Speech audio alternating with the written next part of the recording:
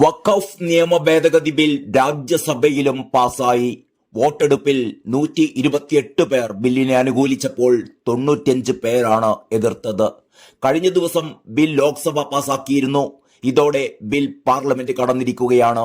ഇനി രാഷ്ട്രപതിയുടെ അംഗീകാരത്തിനായി അയക്കും. രാഷ്ട്രപതി ബില്ലിൽ ഒപ്പിട്ടാൽ നിയമമായി. മണിക്കൂറുകൾ നീണ്ട ചർച്ചയ്ക്ക് ശേഷമായിരുന്നു വോട്ടെടുപ്പ് നടന്നത്. വോട്ടെടുപ്പിൽ പ്രതിപക്ഷ അംഗങ്ങളുടെ നിർദ്ദേശം വോട്ടിനിട്ട് തള്ളി.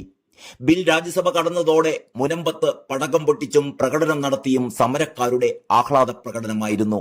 കേന്ദ്ര സർക്കാരിനെ പിന്തുണച്ച് സമരം ചെയ്യുന്നവർ പ്രകടനം നടത്തി.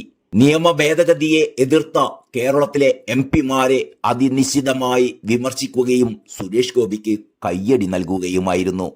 റവന്യൂ അവകാശങ്ങൾ പുനഃസ്ഥാപിക്കുന്നതുവരെ സമരം തുടരുമെന്നും മുനമ്പം സമരസമിതി അറിയിച്ചു.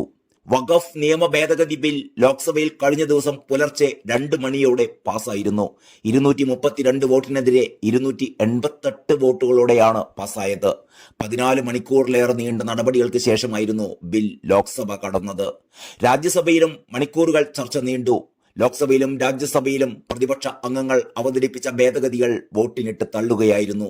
KC Venugopal, ET Muhammad Basheer, K Radhakrishnan, NK Premachandran എന്നിവരുടെ നിർദ്ദേശങ്ങളും വോട്ടിനിട്ട് തള്ളി. വഖഫ് സ്വത്തുക്കളെ നിയന്ത്രിക്കുന്ന 1995 നിയമം ഭേദഗതി ചെയ്യുന്നതിനു വേണ്ടിയായിരുന്നു കേന്ദ്ര സർക്കാർ ഈ ബിൽ അവതരിപ്പിച്ചത്.